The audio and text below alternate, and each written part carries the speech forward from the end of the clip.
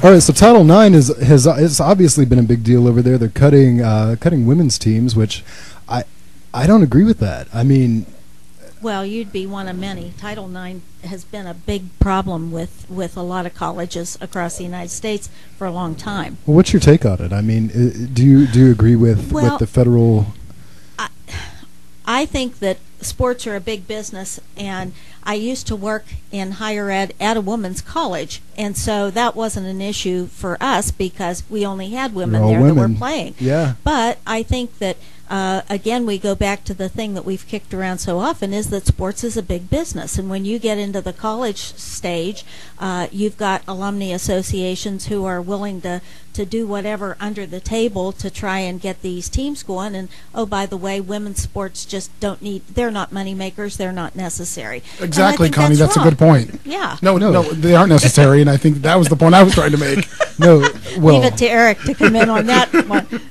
Go ahead, Connie. No, I think that the whole thing is with the state of California, they've got budgeting problems like everybody else, and they're trying to figure out who and what can they cut with the least amount of backlash, and they're going to get some backlash on this, and I think they expect to. Well, I mean, let's be clear. The controversy here isn't that they cut women's teams because they ended up not cutting women's teams. The two teams that Cal ended up cutting were both men's teams, gymnastics and baseball.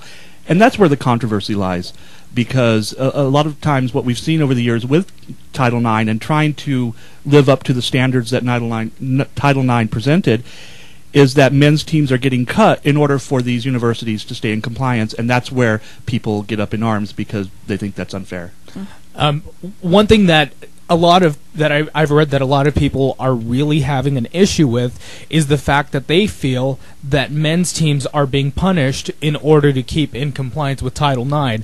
Now, that's not necessarily my opinion, but that's basically a point that's being brought up. It depends on whose ox is being gored, basically. Well, I mean, anytime somebody loses their team, they're going to feel like they're being punished in order to be in compliance with women this. don't like sports. That's pretty much the general going in most cases.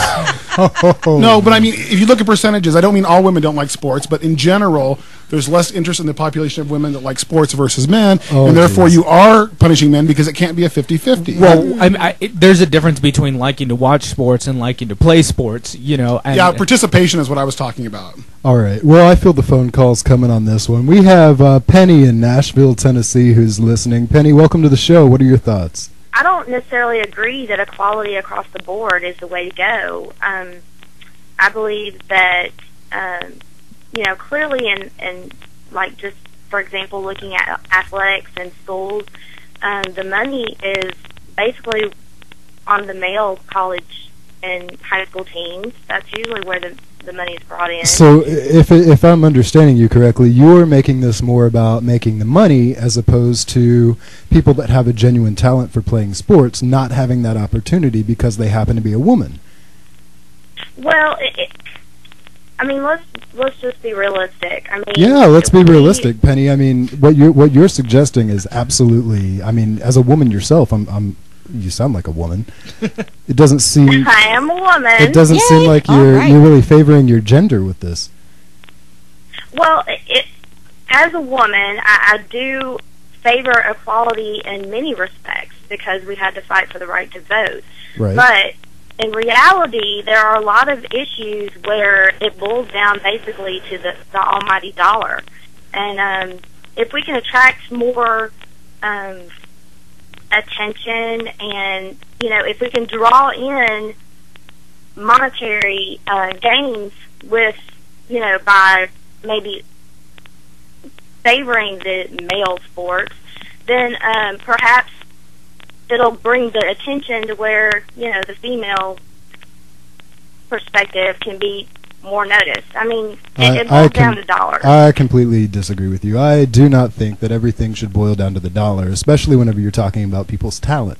And what you're suggesting, and also what Eric is suggesting, is that women not be given a fair chance to utilize their talents in sports and athletics simply because they happen to be a woman.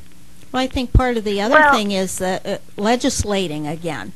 Do we want to have it to the point where the United States legislates that every college has to do certain things in order to get money? They have. It's called Title IX. Yeah, exactly. Yeah, well, I'm saying philosophically, where do you go with that? And that says a lot about our society, and that's something that I really have issue with, especially in this country, is the fact that our population functions in a way where our government has to set these policies and regulation into place because we can't treat each other with common decency and respect.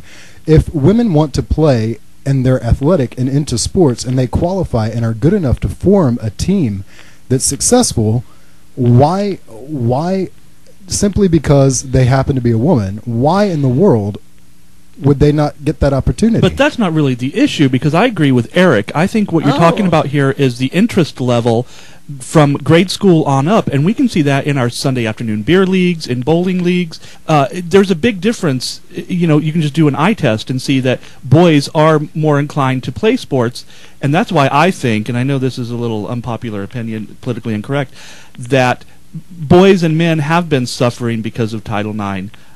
Because the interest level of boys and men in sports is far greater than that of the female gender, right. And yet we're still trying to make it equal. Thanks for your call, Penny. We appreciate it. Oh, thank you. Thank you, Penny. I really appreciate Bye.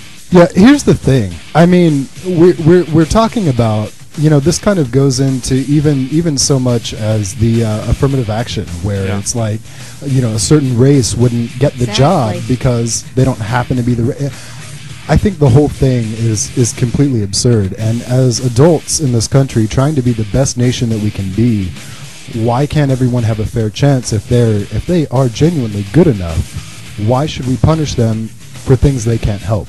And it surprises me that I'm outnumbered on this, but we need to go to a break. We'll be right back with Blake Skellerup. You're listening to Complete Sports Radio Network.